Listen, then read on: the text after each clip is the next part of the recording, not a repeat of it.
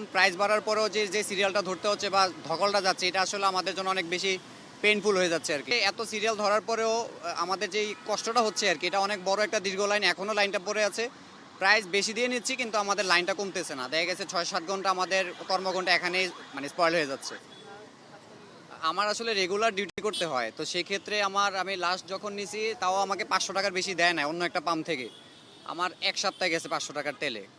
তো এই জন্য একটু আমাদের প্রাইসও আমাদের বাড়াই দিচ্ছে, প্লাস রেশনিং সিস্টেম।